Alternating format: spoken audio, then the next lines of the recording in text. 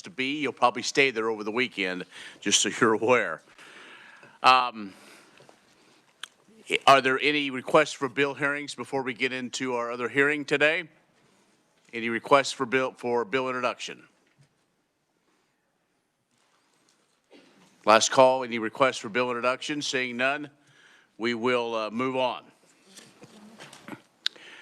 Now, I have a couple of comments before we get into our bill hearing today.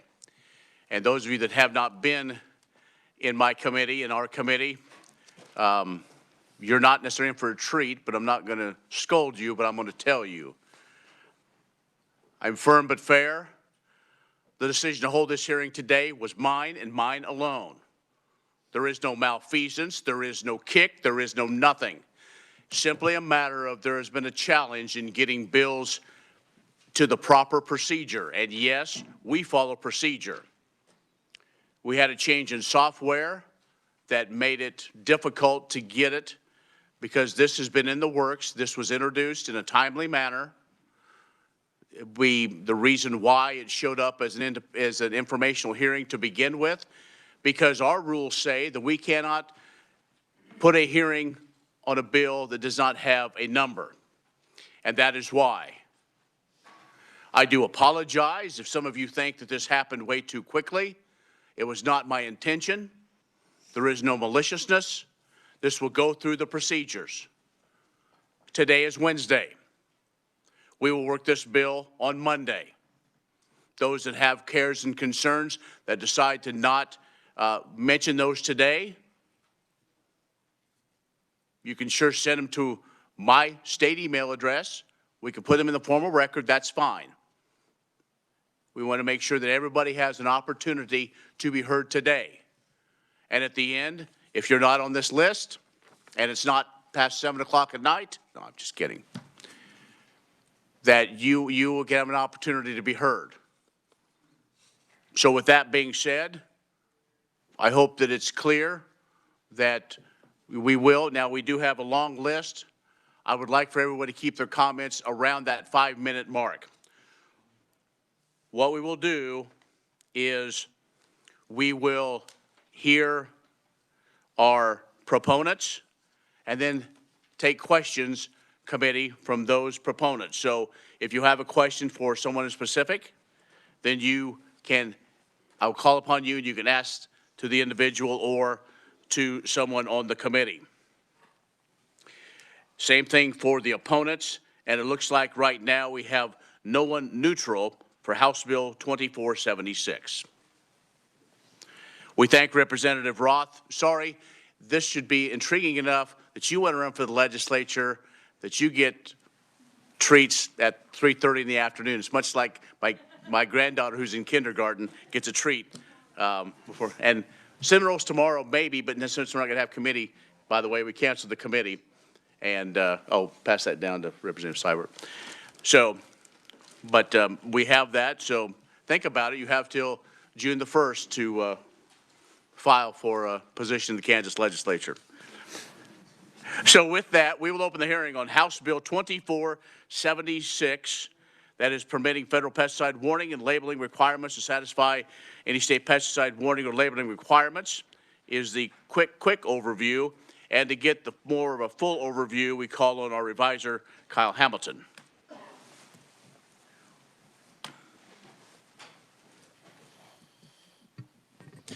Thank you, Mr. Chairman, members of the committee.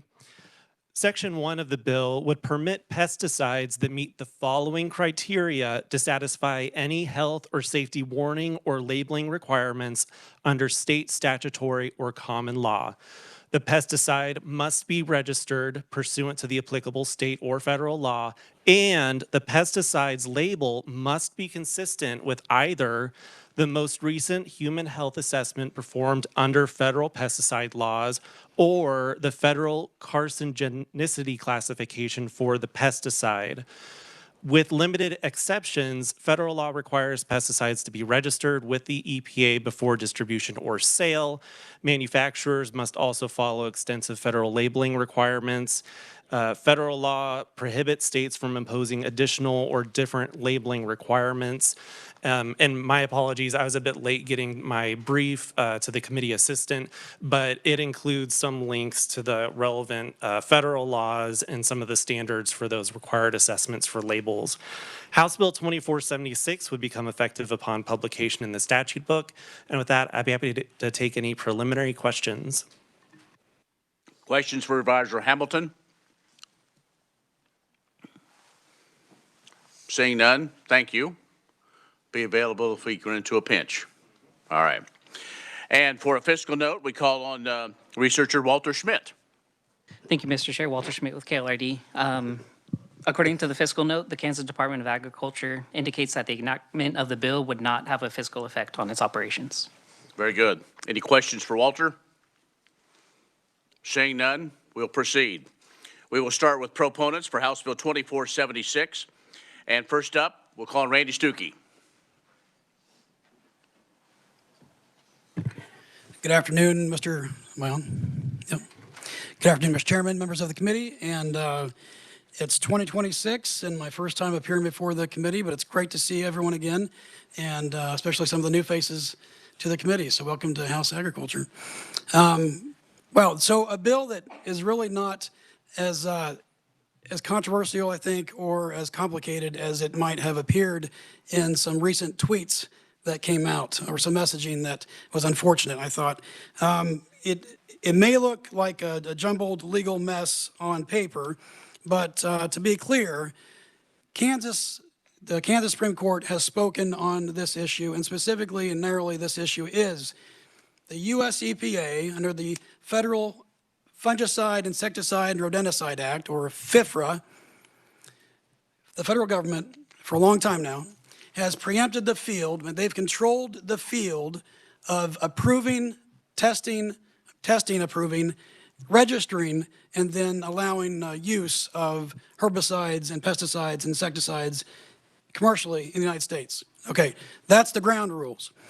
What this bill would do is say, because of that, and consistent with a 1994 Kansas Supreme Court decision that found that the federal government had in fact preempted the field, and states don't need to take care of this issue on their own now, that if you have a claim against say you're somebody who's used the pesticide, and in the case of the 1994 Jenkins decision in Kansas, the claim was that the individual had used the pesticide, there was a portion of that chemical that was found to have caused harm at the time.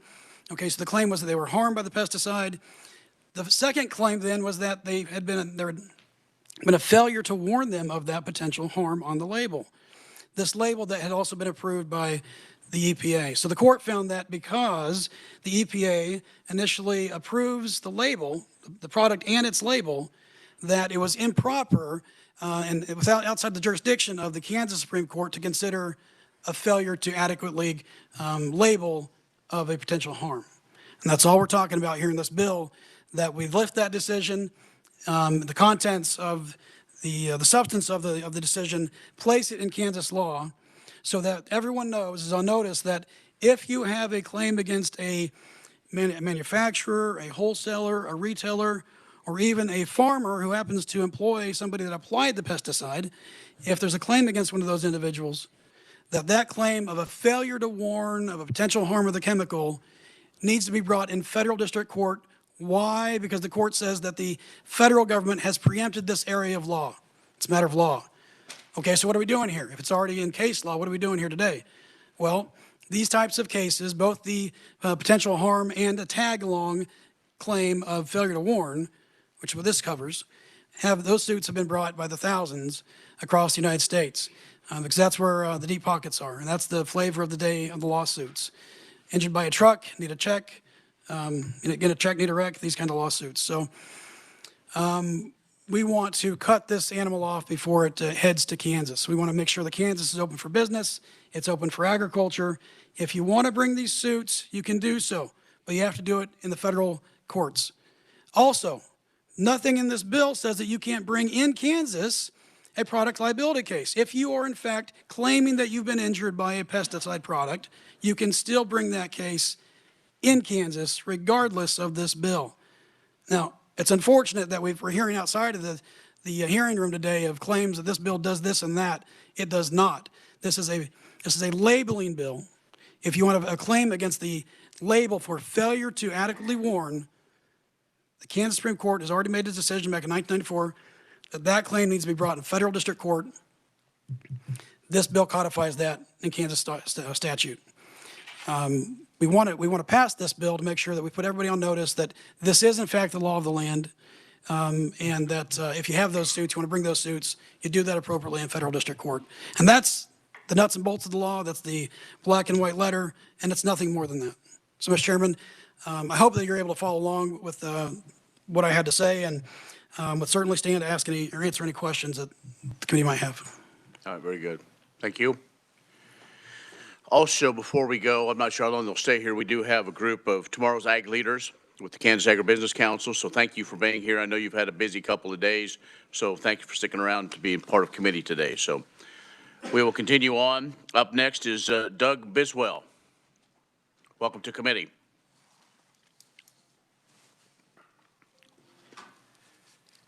Chairman and members of the committee, my name is Doug Biswell. I serve on the Executive Council of the Kansas Co-op Council. I'm also the President and CEO of Jackson Farmers Incorporated, a full-service cooperative headquartered in Holton, Kansas.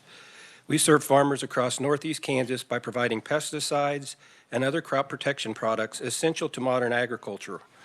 Every day, we work with farmers to ensure they select the right products and understand how to use them safely and effectively according to EPA-approved labels. The legislation provides important clarity for our industry by conforming that pesticides registered with the EPA and labeled accordingly to federal requirements satisfy Kansas warning and labeling obligations. This matters significantly to agricultural retailers to create regularity, certainty, and protect access to crop protection tools. Our cooperatives sell products that have undergone extensive federal review. The EPA's registration process is comprehensive, science-based, and specifically designed to ensure products are safe when used as directed. The labels on these products represent years of research and regulatory scrutiny. When we provide farmers with EPA-registered products bearing EPA-approved labels, we should have confidence that we are meeting our legal obligations. Inconsistent state-level liability standards create uncertainty and discourage manufacturers from registering products in certain states. This ultimately limits what our cooperatives can offer Kansas farmers. When farmers have fewer options, their ability to manage pests effectively and economically is compromised. To be clear, this bill does not eliminate manufacturer accountability. Manufacturers remain fully liable for defective products, contamination, failure to follow federal requirements, and any claims unrelated to EPA-approved warnings. Our member cooperatives are committed to serving Kansas agriculture responsibly. This legislation supports that mission by providing the regulatory clarity we need to continue offering farmers the products they rely on. We respectfully urge the committee to support this bill. Thank you all for your consideration. Thank you. Up next, Jared Nash.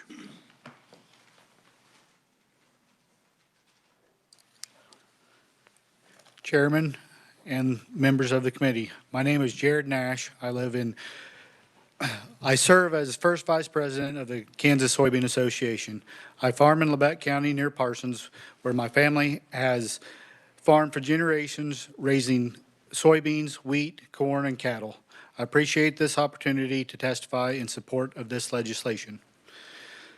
This bill addresses a critical issue facing Kansas farmers, the need for clear and consistent pesticide labeling standards that we can rely on when protecting our crops. Like farmers across Kansas, I depend on EPA-registered pesticides to manage weeds, insects, diseases in my field. These products undergo rigorous federal review before they reach the market. The EPA evaluates scientific data on safety and effectiveness, then requires specific label warnings based on that evidence. This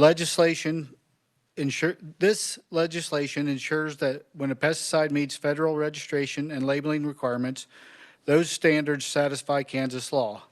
It doesn't shield manufacturers from legitimate claims about defective products or failure to follow federal requirements. It just prevents state-level claims that conflict with EPA's warning determinations.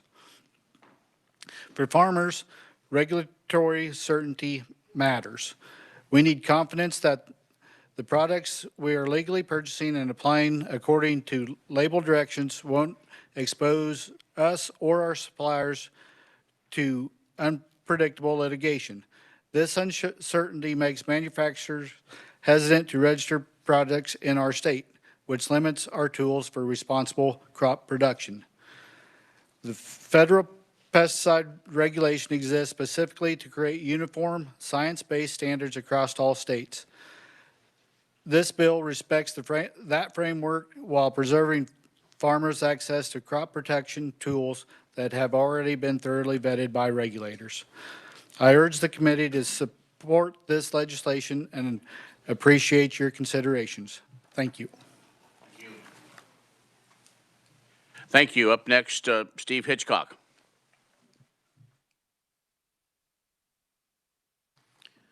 Thank you, Mr. Chairman, members of the committee. I'm Steve Hitchcock with the Kansas Ag Aviation Association. I'm actually going to be, hopefully, very brief. We are in support of this. Our members are regulated at the federal and state level in the fields of aviation, agriculture, and chemical products. We need predictability and clarity as to who the regulator is that is making the decision. These pilots and owner-operators rely on the label. When they receive a pallet, the first thing they do is look at the label to see if it is labeled for aerial application.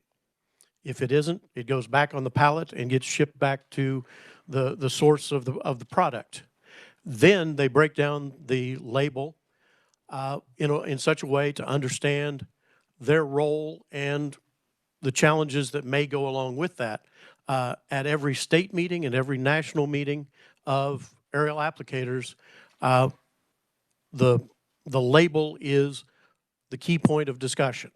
What's on it counts, and following it is not an optional thing. And we need something that has that type of clarity and allows us to do what we need to do in support of Kansas agriculture without having questions of, is there another jurisdiction? Is there another issue that we need to somehow investigate? And that's the extent of it. Thank you very much, Mr. Chairman. Thank you.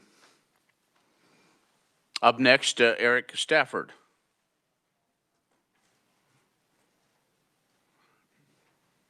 Welcome to Agriculture Committee. Hey, thank you, Mr. Chairman. Good afternoon, committee members. Eric Stafford with the Kansas Chamber. Yeah, appreciate the opportunity to be here today. You might ask, why is the Chamber here on an ag labeling bill? But I think it doesn't matter what the industry is. A predictable regulatory and legal climate is important for all industries in the state. When we knew that this bill was being worked on and introduced, it fits right into our legislative agenda in terms of a predictable legal climate. And I think the previous conferees talked well about, one, the EPA aspect and the fact that states are preempted, but also, two, the historical Kansas Supreme Court determination that our state is preempted in this specific area. Again, I think it is important to differentiate between product liability claims that would still be possible. We are only talking about the labeling aspect, and that if there are issues there, then that needs to be addressed through the federal court system. So again, I would echo Mr. Stuckey's comments that this, in our view, isn't that complex or complicated. It's pretty straightforward, but also provides reasonable and sound clarity to the agricultural industry. So happy to answer any questions from the committee members and appreciate the opportunity to be here. All right, thank you. Thank you. Now up next, as proponent, Elizabeth Burns Thompson. Welcome to committee. I think we went from the tallest to the shortest here. There we go. maybe they used to call me travel size, and maybe that means I travel too much. But thank you for having me here today. My name is Elizabeth Burns Thompson. I'll disclose I'm not from Canada, my goodness, from Kansas. I am from the great state of Iowa, proud Cyclone alum too, so I will let that sit there. I know we've had our fair share of back and forth in the sporting arena and things. So I represent the Modern Ag Alliance, a coalition of ag trade associations from all across the country. You've actually heard from a handful of my partner organizations here earlier today. This is a critical issue, not just here in Kansas, but in agriculture from coast to coast. And there are similarly situated lawmakers in your shoes having some of these conversations in many state chambers now and in weeks to come, and frankly have had them in years prior. What they don't have that you have is incredible legal precedent. So you heard mentioned prior to this the Jenkins case from 1994. That was a case, again, about 2,4-D, so an active ingredient that is widely used in the agriculture sector, on this question of what is, at the end of the day, a compliant or a sufficient warning label. And the court was very clear and said, warnings are fully encompassed in what the EPA does when they do their due diligence on encompassing that label. And I think it may actually also be worth putting a little bit more teeth into what is a label, because I think when we hear the word label, we probably think about, the sticker on the side of a Cheerio box or something on the side of a product, but a label is as robust as the amount of papers in this folder, generally 20 to 30 pages of depth and breadth that, again, you heard mentioned, the applicators are held to that high standard of everything that's in that label, everything from how do you handle the product to the wind speeds that can be when you apply that product to the size of the nozzle that you can have on your sprayers of when those products are applied. There is nothing that's left off the table when they're looking about making sure that these products are safe and they're applied in a safe manner. Now, I have the great benefit of working on these issues all across the country. I realize we're working with products that are used, they farm a lot different in California than, we do here in Kansas than, they do out on the East Coast. And so we're using in different climates, different crops, and different manners. But that question or that evaluation on what is safe and how is it safe doesn't know a state line, right? A product is used, whether or not it's safe, is the same delineation here in Kansas as on my family's farm in eastern Iowa, right? And the notices or the disclosures around whether or not something is safe should be the same, right, from state to state. And that is what we're solving for here today. A couple things, and I did provide a comprehensive testimony on the record, but a few things that I did want to highlight too while I had some time. You heard a lot about confidence, clarity, and consistency, and that's really what this bill helps to solve. When you go through pesticide applicator training, kind of the underlying theme of that is that the label is the law. The label is the law. The folks sitting behind me that have their applicators, they would echo that same thing. And that's effectively what this bill does, is recognize at the end of the day that the label is indeed the law. I think another key piece that I wanted to make sure we highlight is that the roles and responsibilities of the manufacturers, of the regulators, and in fact also the state of Kansas, right, that has a role in overseeing pesticide application, none of those change from today to when this bill is signed into law. You still have thresholds and responsibilities both from the manufacturer side as well as the regulators. It just puts consistency around those disclosure pieces. And last but not least, I would also highlight that there's a lot of conversations about what is safe, right? What is sufficient science? And we really do have that. We have the gold standard of that in this country. We have that with the United States EPA. And we also have a regulatory system as it relates to these products that I think we should be proud of. We recognize that science is not stagnant, and so too does our regulators. These products go through nearly a decade of research and development before they can move through the registration. Millions of dollars are invested into research, both in the companies as well as with the regulatory entity. And I think what's also key to highlight is they also are reviewed. So it's not so much to say that a product is given a registration and it's never looked at again. They are evaluated at least every 15 years, if not sooner. And I highlight that point at least because if there is science or some type of undercovering of information, that will trigger EPA to go and reevaluate what they know about a product. They do not wait for a specific date on a calendar to begin to look at technology or science. If there's something that comes to their attention, they will reevaluate. And I think that's something that we can also put trust into the process that we have in this country around these products that we're using. And then last but not least, like I said, Kansas is very unique in that you have this established precedent. The Kansas Supreme Court saw this issue and solved it here in the state back in 1994. There are so many other states that don't have the benefit of that, and it has led to a patchwork of confusion and shades of gray on this issue all across the country. Fortunately, this is being solved. We hope that Kansas can fall in line with many of the other states, like I said, that have considered this and be in good situation like what we've seen last year in North Dakota that considered nearly identical legislation and passed it, as well as down in the state of Georgia where that was also signed into law. So with that, I will yield back and obviously open for questions at any point. Okay, thank you. Welcome to committee. Again, and I apologize for not having, we have a lot of testimony. We had a lot of testimony come in late because we, again, want to make sure everybody had an opportunity.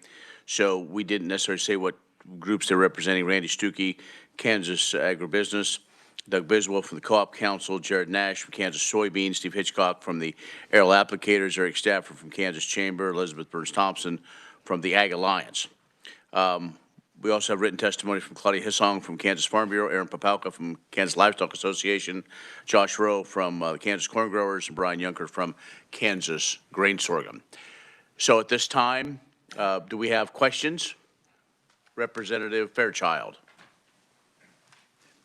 Thank you, Mr. Chairman. My question is for Randy Stuckey.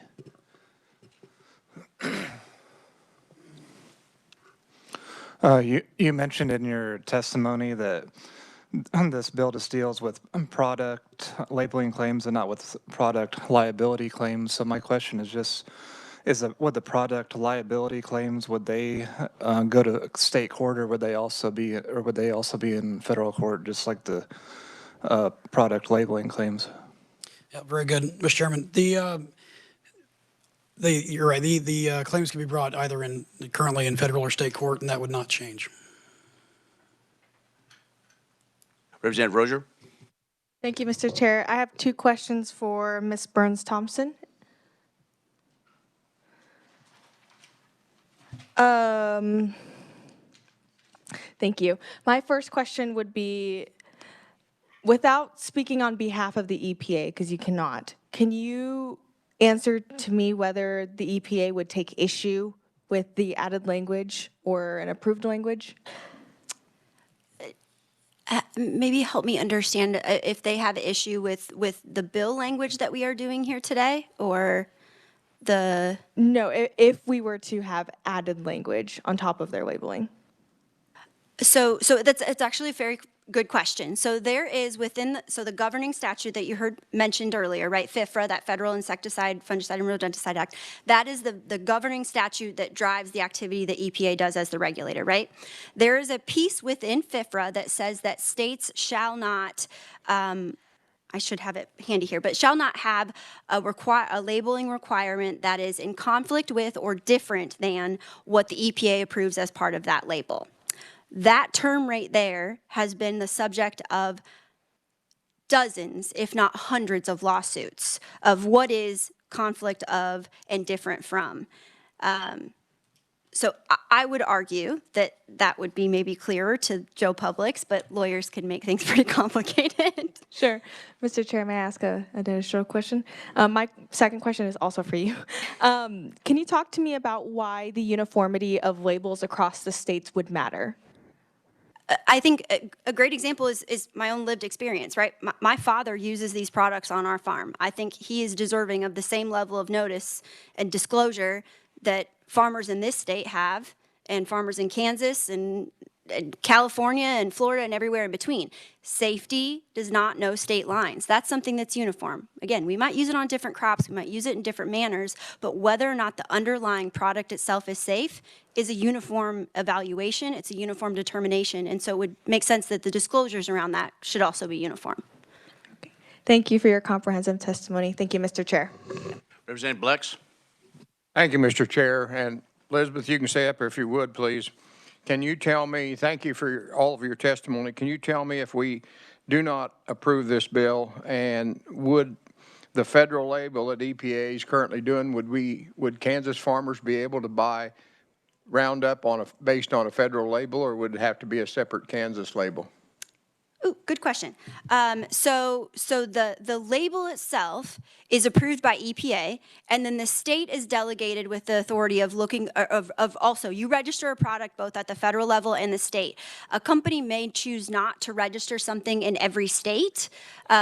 Where there are, I also don't speak on behalf of any company, any manufacturer, any one given product, but where there are shades of gray as to how do you comply with your state requirement to duty to warn. Again, that's a state level requirement of products liability. If there are shades of gray on that, that could create issues as to whether or not products are going to be available.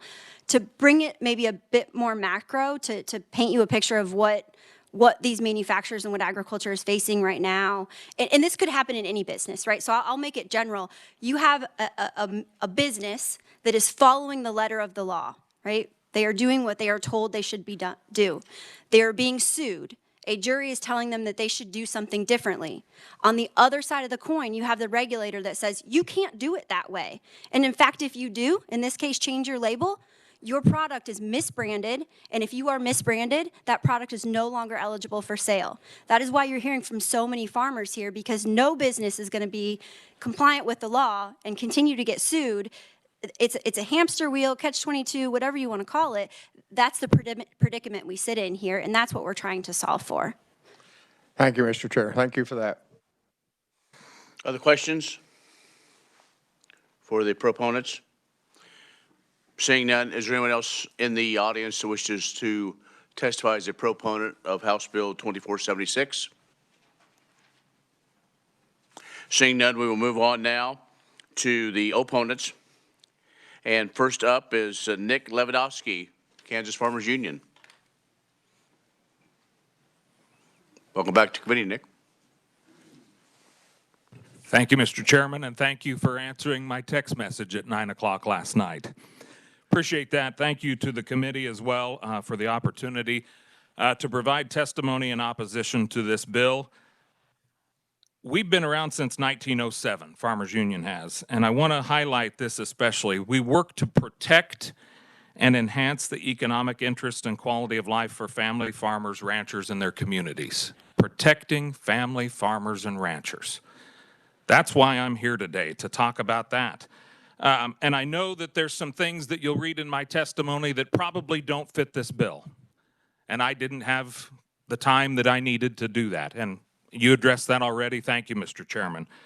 But I want to highlight this especially. Instead of passing this bill, I would encourage that we promote safer herbicide use by promoting better education efforts and by promoting the use of safer chemical formulations of these same chemicals that are now available and being used just as effectively all around the world. Farming is a very dangerous occupation, vocation, you could say. Our farm families are exposed to any number of risks that are inherent in the job of raising food, feed, fuel, and fiber, and we proudly dedicate our lives and our livelihood to that task, and we take responsibility for our actions. We are asking that chemical companies do the same. And I've got a lot of friends in this room standing behind or sitting behind me, and I want to work with them on this. I really do, because it's important. It's important that farmers have access to these chemicals because it's part of what they do. It's part of their job. But I want to go about it in the right way. And I want to have conversations with them, and I intend to, with folks that are right here. But I think one of the big things is we've got to get all the information out there so that we understand what exactly is going on. And I appreciate the opportunity for letting me come up and talk about this today. And I guess I'll stand for questions when that time comes. Thank you. Thanks, Nick. We'll do opponents just like we did the proponents. Up next, we'll have Kelly Ryerson, who I believe is on WebEx with us, and he is there with the American Regeneration. Hi, thank you so much for having me. Chair and members of the committee, thank you for this opportunity to testify. I'm representing American Regeneration, and we are an organization that advocates for farmers' interests and promotes regenerative solutions to restore profitability and vitality to our agricultural communities. We proudly align with President Trump's America First policies, And our farmers actively advise the USDA on agricultural policy and recently participated in the USDA event with Secretary Rollins and Secretary Kennedy announcing a $700 million investment in regenerative agriculture. Yet in our work, in its daily work with farmers, we confront a painful truth. Our farming families are disproportionately sickened from exposure to agricultural chemicals. The same men and women that are feeding this nation are facing higher risks of cancer, neurological diseases, and fertility problems. Rural communities around them also experience elevated risks of birth defects and chronic illnesses linked to pesticide exposure. The fertility issues are heartbreaking. HB 2476 threatens to strip Kansas farmers of their right to hold chemical manufacturers accountable when exposure leads to illness or death. This is not America first, and it is certainly not farmer first. The EPA label certainly does not guarantee safety. The agency's risk assessments rely overwhelmingly on data supplied by the pesticide manufacturers themselves, who have no incentive to supply research that shows harm from the very products they want to sell. The EPA does not perform its own toxicological studies, and the independent research is very frequently disregarded. And I've met with the EPA and can confirm this to be true. Some of the science that the EPA relies upon has been shown to be ghost-written by industry. For example, a key glyphosate cancer study used by the EPA for 2 decades was recently retracted after it was revealed that Monsanto scientists ghost-wrote it and attributed the science to independent researchers, so it couldn't be traced. Unsurprisingly, that study concluded glyphosate does not cause cancer. This bill would effectively hand legal immunity to foreign chemical corporations for more than 57,000 pesticide products, while Kansas farmers pay the price too often with their health or their lives. In the case of glyphosate, Bayer could easily mitigate lawsuits and keep selling the product by including a warning label that the federal judge has said could just say something like, some research shows that there might be a connection to cancer. That would allow farmers to take proper precautions and keep on using the product. Instead, this bill asks all the residents in Kansas to surrender their rights to sue Bayer, a foreign company, when they are sickened by its product. Likewise, paraquat is strongly associated with Parkinson's disease. China itself banned paraquat for that reason. Yet ChemChina, which is owned by the Chinese government, seeks legal protection in Kansas while continuing to profit from sales that endanger American farmers. Kansas must preserve its state rights to protect its people and not cede those powers to the federal government or to foreign chemical interests. On behalf of American Regeneration and the farmers we represent, I urge you to protect your constituents' rights to legal recourse when tragedy strikes. Thank you so much. Thank you for joining us here today. Up next is Tom Buller with the Rural Center. Yes. Welcome back to committee. Thank you, Chairman Rajas. Appreciate the opportunity to speak in opposition of House Bill 2476 in front of the committee today. The Kansas Rural Center has been working for over 45 years to promote sustainable agriculture, responsible land stewardship, and rural community resilience across the state of Kansas. We oppose this bill because we feel it is designed to protect corporate profits, not Kansas farmers and communities. There has been ample mention, I guess, of the 1994 Jenkins ruling, which apparently settled the question on this. But we're still here with this bill to address the question. So if the question's already settled, it's unclear to me why we need additional legislation.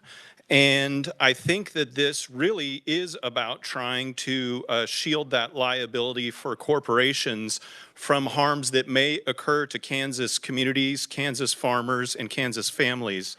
Because of this, I ask you all to oppose House Bill 76. Thank you.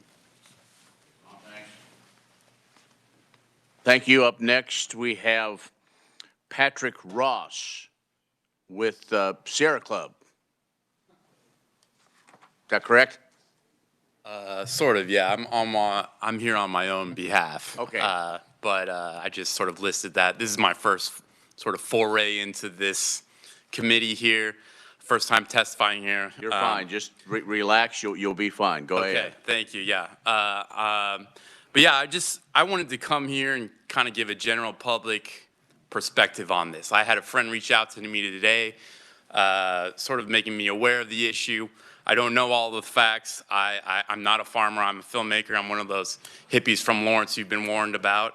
But, you know, I just want to get across, getting down to the nuts and bolts of it as the term that was used earlier, that we err on the side of supporting rural and independent farmers. And if this bill, as the proponents claim, it does do that, then sure, let's go that way. But if it does not, then we should rework it or reject it to ensure that the individual Kansas farmer is always protected and that they have the avenue to defend themselves should situations arrive legally in matters such as very powerful chemicals. I was reading a newspaper article just as I was sort of formulating my thoughts here that the effects that some of these chemicals will have can be something like non-Hodgkin lymphoma, which is a very difficult disease if any of you are aware of it. A quick summary of sort of the stakes at deciding legislation around this issue are that Bayer paid $10 billion to settle more than 100,000 claims revolving around Roundup, and that in those claims and settlements that there was not included any admission of liability or wrongdoing. Now, the scale of those claims indicates that there is something sort of afoul here. And then looking at a community such as Iowa, it's interesting that Iowa has one of the highest increasing rates of cancer in a community anywhere in the United States. Now, what does that attribute to? I'm not here to say, and maybe no one knows exactly for certain, but it does point to an issue in our rural and agricultural communities that has an environmental component that is affecting the community around it. And Kansas being a agriculture and farming community, we should lead and take any opportunity afforded to us to get out ahead of issues, to not necessarily rely on institutions such as the Environmental Protection Agency, which, as I understand that, are very slow to addressing sort of the new and ever-evolving threats that our farmers face. It beckons back to some of the issues that they had to confront with the forever chemicals, that the EPA only defines one actual chemical that is illegal, but there is a whole plethora of other chemicals that do essentially the same thing that legally is allowed. And so I just want to make sure that we're doing what we can to give farmers every opportunity afforded to them to oppose or to legally combat terrible, catastrophic potential situations that they might face. And I have a lot more I could say, but as my first go around and one of the first ones up here for the opponents, I'll cede to everyone else who probably knows a lot more than I do. Thank you very much. All right. Thanks for being here. Up next, we have Tessa Pullman.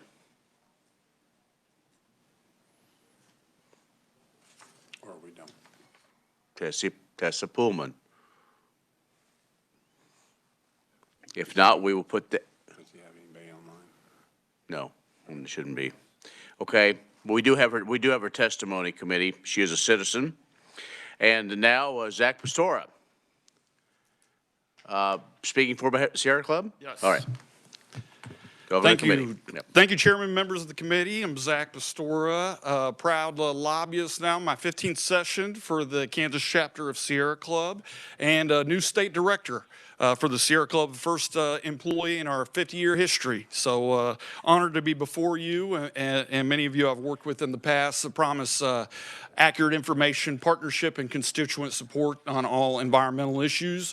We have over 4,000 dues-paying members across the state, and I think 23,000 members are on our mailing list. So many supporters just take action with us. We're still trying to get them to pay some dues to the organization and all across Kansas.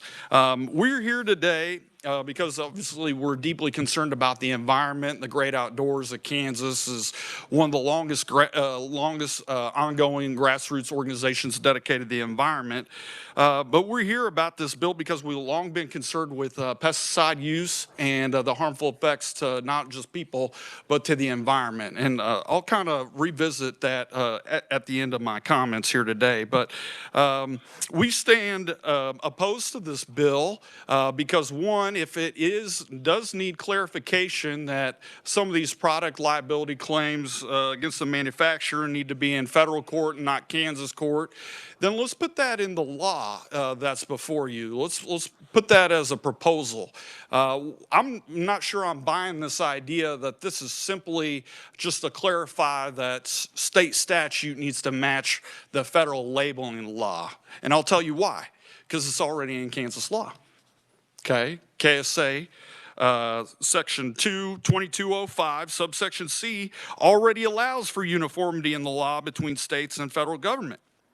So we'd argue that this bill as it's written is unnecessary, okay?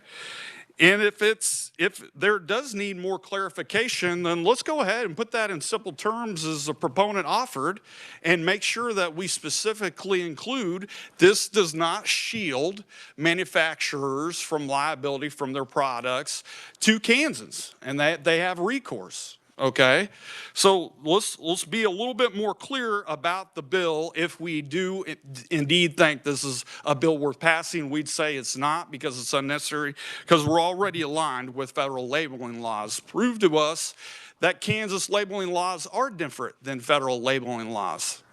I don't think they are. There's no discrepancies that we're aware of, and certainly the federal label law is the top law. What we do have a real need for in Kansas, and I'm glad the chairman has brought the issue before the committee today, is that real Kansans are getting harmed by pesticides in Kansas. Okay, every year the Department of Agriculture gets dozens, if not hundreds, of complaints from Kansans, ordinary Kansans, I call extraordinary Kansans, that complain, that say, hey, I've been impacted by pesticides and spray drift. What do? Well, KDA might come out and sample your ground, maybe do some tests to see what chemicals it are. But by and large, you have to go to court against probably your neighbor to see if you've been wronged, if they misapplied the label, if they sprayed too close to your crops when they weren't supposed to, or the wind was too strong, etc. Okay, so you know, that's the real harm in Kansas that does need policy reform we'd provide to you. Certainly some education could be done. We've put forth a bill, bipartisan bill, in the Senate a few years back that would provide for record-keeping enhancements, mediation opportunities between farmers, etc., instead of going to court against your neighbor. But let's talk about this federal oversight. We're really worried that this bill, and it's been a bill that's come across several states, about a dozen states. Most of them have not passed this legislation, mind you, in states like Missouri, Iowa, Idaho, Florida, North Carolina, and more. Bipartisan opposition, by the way, is because, one, they probably understood what we're saying here, it's unnecessary, but two, what's really going on here? Is this really about shielding some of our mega chemical corporations to be able to say, well, we don't want to deal with $10 billion worth of lawsuits anymore? Okay, let me tell you about those states that said no to this bill. They still have glyphosate and many of the agricultural chemicals are in question here. So we don't need this. In fact, we need that case-by-case judicial assessment about inadequate warning labels and serious injuries that have been affirmed by courts across the country. And if there is a problem before uniformity, let's take it to the federal level, not the state legislature. And then a few final things, if I may. We're talking about handing over our state authority to the federal government, to the EPA. The EPA, that's been downsized 25% just recently, okay, in agency workforce. Administration that recently said pregnant women shouldn't have Tylenol out of the blue, okay, that deleted perhaps information, nonpartisan scientific information on what I think is the biggest threat to Kansas agriculture, which is climate change and extreme weather, maybe lack of access to water. Both of those have to do with each other. So anyway, I'll just say, just be careful about that. In Kansas, the Secretary of State has authority to review those things before 15 years' time, like the EPA. They have authority to provide for pest management areas in Kansas and restricted use of pesticide if it indeed is causing harm. Okay? So don't take away the ability for Kansas leaders to protect Kansans in terms of the Kansas Department of Agriculture.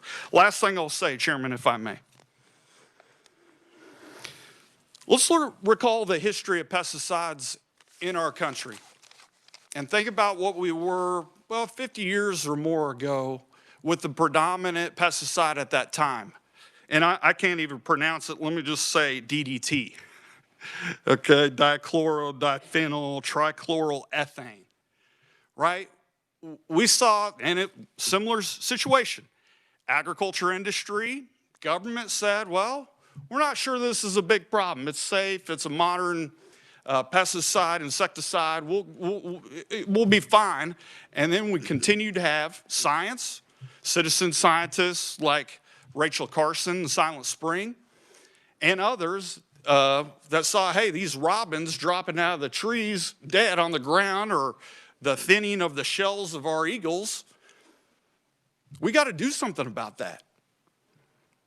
And eventually they did. Rachel Carson's book that helped America come to terms with DDT came out in 1962, finally got banned 1972 by the government, by I think a Republican administration, if I remember right. Okay? So I just think about where we were then and where we are now in terms of harmful effects on the people, our environment, and our ecosystems. And let's maintain caution through all this. Let's make sure we protect our own in the sense of giving authority to our state regulators to do their job, our Kansas courts to be able to evaluate these things as it happens. And if you don't think that's appropriate, let's make sure we do a lot of work to ensure Kansas that they do have legal recourse in this legislation by saying, hey, this is not going to be an immunity shield for corporations, not going to be held accountable. We have a Kansas farmer who gets non-Hodgkin's lymphoma and ruins their life and impacts their family, that they have some legal recourse to say, hey, I was around glyphosate for a long time, and that might be my reason for why I have cancer. So anyway, those are our comments. Thank you for your indulgence. We'd urge you to vote against this bill or do some serious work to balance the bill both in clarity, but also with real education and reform that actually help Kansans being affected by this stuff regularly. So thank you. Okay, thank you. Do we have questions for any of the opponents of House Bill 2476? Representative Roser. Thank you, Mr. Chair. My first question would be for Mr. Pastora with the Sierra Club. Thank you. Short question. Does the Sierra Club support farmers' access to crop protection tools like pesticides? Yeah, I mean, we don't have any policy against pesticide use, and so we'll as far as I know, I'll be glad to check our policy. We do think that it provides real environmental harm that needs to be reconciled, and we do promote integrated pest management tools and philosophies that say, hey, we got a serious problem with overdependence upon pesticides in America, and pesticide resistance is going through the roof and all that. So yeah, I would say that we're obviously concerned, but I don't think we have an outright policy against total banning of all pesticides. Thank you. Yes. Looking online, just a quick search. You'll have to forgive me, I am 24, so the internet is everything to me. I do see an active campaign from the Sierra Club advocating for stricter regulation and reduction of high-risk pesticides, focusing on shifting to pesticide-free food systems and against using those tools in states. So yes, if you'd like to get back on whether Sierra Club does or does not agree with the use of pesticides, you may, but that's what I found online. So thank you. My follow-up question is for Mr. Lewandowski.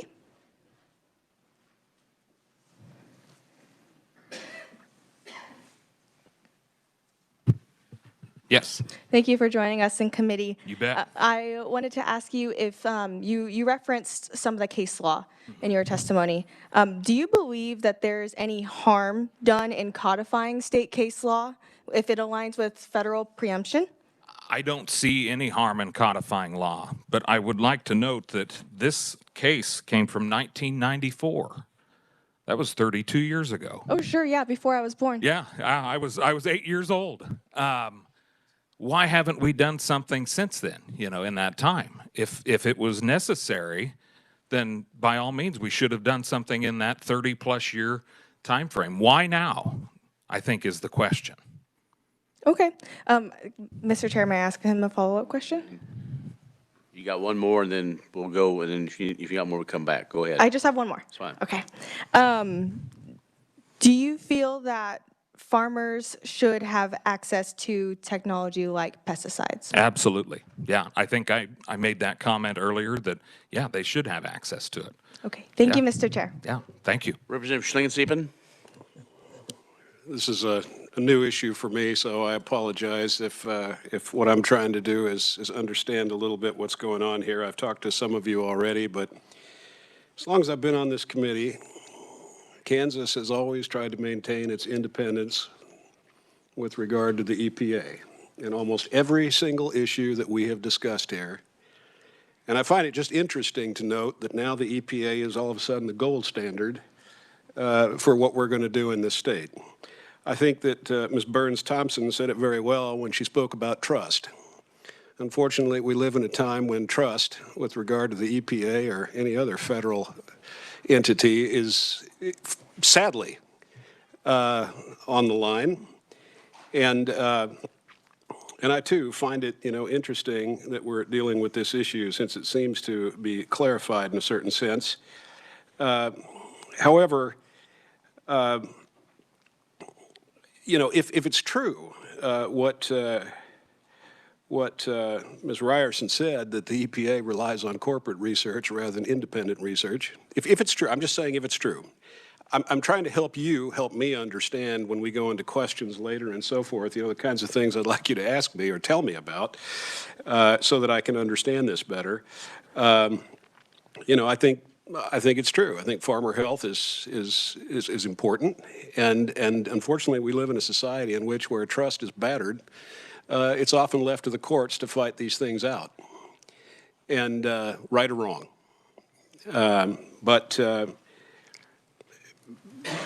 So I'm just saying this is kind of help me understand these things and these conversations going forward before next Monday, because at this point, I'd frankly want to err on the side of farmer safety than on the side of corporate labels. But that's just me.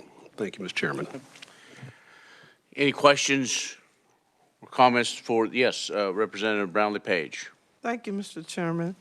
I, too, would like to know from those who support the bill, how would you refute the things that the other people have said? Because we want to do the right thing.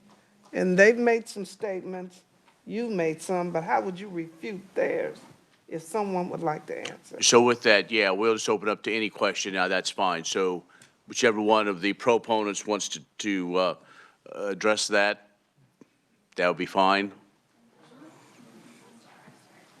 Or if both of you do or whatever, that's fine, since Mr. Stuckey is also kind of a local, and either way. Sure. So just a few things that I think were raised that to make sure to highlight. Your comment about safety and kind of the in-depth work. I've worked in a lot of different ag issues where the EPA has been part of it, and most of those campaigns I've worked on has been, dang it, EPA, right? You got this wrong. The good thing in this case, and keep in mind, we also live in a little bit of a different world today than we did this time last year.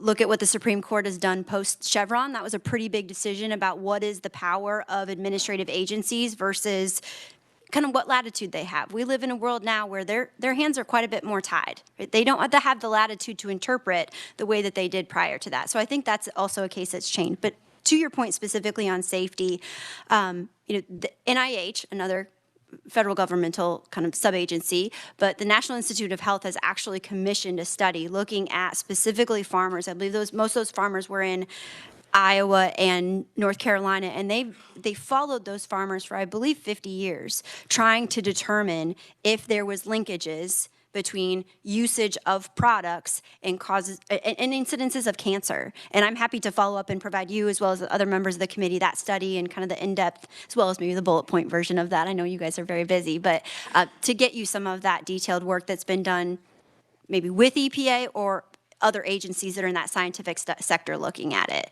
I think there was a question about the state's oversight and questions around drift, right? So the state coming in and having to be responsible for product shifts. That's exactly what the state is tasked with, right? The state is here to make sure that products are accurately applied. You will note that if you look at this bill, it says health and safety, human health and safety, not necessarily plant health and safety, right? Because damage to or drift claim, right? So if you drift over and accidentally spray my field and you shouldn't have, that is absolutely something the state is tasked with doing. Health and safety, human health and safety-based claims are something that the feds do. So he's correct in delineating those two things. What we are looking at today is human health and safety. So everything related to drift or misapplication, all of that stays the same today as it would moving forward. There was some conversations also about how this has been talked about or moved through in processes in other states. Again, I've had the great privilege of being part of most of those policy conversations. Yes, there are states that have not gotten this across the finish line. My home state of one of those that is still sitting at like the 50-yard line. But there was mentions about how there is bipartisanship in opposition. I would be able to point to you more instances where there's been bipartisanship in support of this. In fact, when this bill was heard in North Dakota for the first time last year, it was unanimous on the floor. It has moved unanimously out of committees in Georgia. So there are folks that are recognizing that these tools are critically important. There's trust in the process, and they see this issue for what it is, maybe not all of the noise that surrounds that. I'm happy to go into other pieces if there were specific claims that those were just ones I happened to note as I was going through here. Yeah. Hear what your response was to theirs. Yep. Yeah. Thank you. Also, committee, want to remind you that we have written-only testimony from Carrie Barth, former legislator, Debbie Detmer, Jill O'Connor, I believe citizens, Etnis or Atinas Mena from the Rise for Environmental Justice, as well as Callie Jill Denton from the Kansas Trial Lawyers Association. So, again, they're on the files for this day online in our committee. So that is the plan. Are there others who wish to testify? Or quite quickly, that's fine. Yeah, Yes, and, go ahead. Wes also wants to speak, I think, but just very quickly, a couple of things that were said that I wanted to kind of respond to. And I wanted to use my time to, initially to say that I knew what was coming. I knew that the folks that opposed the bill were going to say that it does something that it doesn't do. I want to clarify, this is not a products liability bill. This is a labeling bill. I'm really frustrated with the opponent testimony that hammered on and on about the products liability being taken away. It does not do that. This bill is not a products liability bill. It's a labeling bill. And the decision's already been made with the Kansas Supreme Court. Why are we bringing this bill today? Because there are thousands of suits being brought in other states that tag along this issue with labeling on products liability cases. Nothing that's in this bill, or can be, whether the bill's passed or not, will affect products liability cases. Those cases can still be brought today. They can be brought today in Kansas and under Kansas law in Kansas courts. This bill doesn't affect that. All right? This bill just says that it's going to adopt the Kansas Supreme Court decision in the Jenkins case, essentially, that found that for products labeling for pesticide use under FIFRA, the federal government has preempted the field.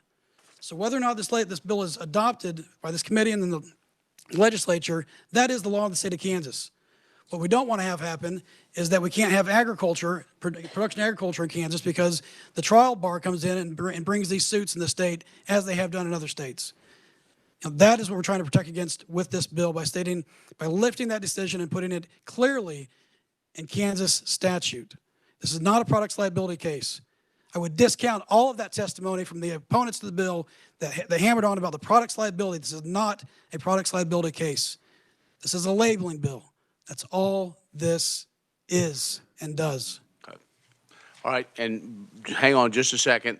We're going to go back to WebEx, and again, we're not going to do this down the road, but I want to make sure everybody has the opportunity. Kelly Ryerson from American Regeneration, do you have another comment?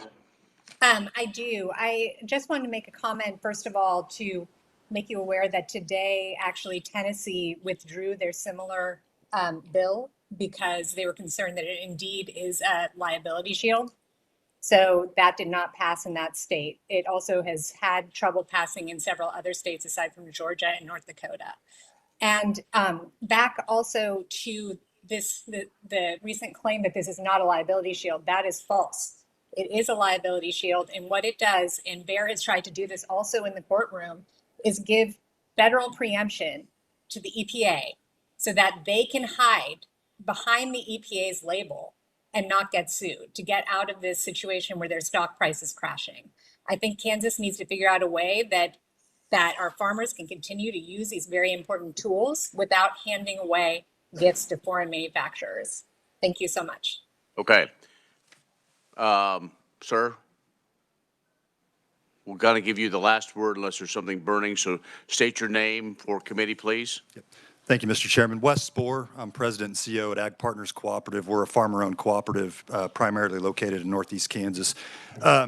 Just wanted to address the committee member's question about maybe a different response to some of the things we've heard, just maybe a little bit different perspective. So when I look behind me in the room at a lot of the group that's represented sitting in on this hearing today, there's a lot of representation, actual representation for Kansas farmers. So we're a farmer-owned cooperative. There's also a host of other Kansas cooperative leadership in the room, along with private retailers in the room, that I think could actually speak for Kansas farmers, as opposed to maybe some of the other opinions that you've heard today. We're member-owned by farmers. They rely on us for their inputs, for a lot of their other services they need to support their farming operation. As it relates to this topic, they depend on us to source those products to raise crops that actually help feed the world. And a lot of this litigation we're talking about, big picture, other states, et cetera, it has a real impact to us, to our farmers. It comes in the form of higher costs, thinner margins at the retail level. Profitability flows up, or lack thereof, at the farm gate. And I think everyone could agree on this committee, at least I'd hope so, that there's an understanding of pretty tough times in rural America today. Kansas is no different at the farm gate, at the farm level. Also for us as retailers, this is making business very difficult for us to source, deliver necessary products to the farm level, to our farmers, so that they can raise crops as they need to. I won't get into the labeling issue. I think that's been well spoken to today. Just wanted to give a perspective from a farmer level and from a farmer-owned cooperative level on the issue. Thank you. Very good. Representative White. Thank you, Mr. Chairman. As a farmer, no-till farmer for the last 15 years, I appreciate everybody's concern for my health, but I'm not stupid. I can choose not to spray. Nowhere on those labels say, I have to spray that. I can not spray if I don't want to. I really appreciate everybody's concern. Thank you so much. What this bill does is keeps my chemicals affordable. It's going to take tools out of my toolbox to farm, and I have to change the way I farm. So I would really appreciate you guys just to think about the farmer's not stupid. Somebody that survived family farm for the last 150 some years, they didn't do it because they just stumbled into it. we can think for ourselves and we don't have to spray whatever we think is dangerous. Thank you, Mr. Chair. Any other comments from committee members? Seeing none, we will close the hearing on House Bill 2476. Announcements. We will cancel tomorrow's meeting, so you can get an early start home. If you're heading home, do watch the weather. If you're heading far west, the bitter cold is coming, and I believe the snow is going to hit most of us. So, but do your best to be back here on Monday. But we won't have a meeting, but you still need to be here. So, but we, right now, again, we're waiting for some bills to get back to us. We are scheduled to have an informational hearing on our battery bill. And if that does get to us and we can get it in and read in, we will have a formal hearing on it next Tuesday. But for right now, we cannot do that until everything else. And we're still working on Wednesday and Thursday, so those are to be determined. We will not meet next Friday either. And I believe that's the end of the month, isn't it? So that'd be I know we're pro forma then. So anything else for the good of the cause? Thank you all for being here. We thank the audience for being here and to hold decorum. We didn't have, you know, the Highway Patrol have to come in and bust anybody up. So, but probably somebody's going to catch this and read this and or watch it and go, there you go again. So have a safe drive home, everybody. Wherever you're going around the state of Kansas, we thank you for visiting your state capital, and we are adjourned.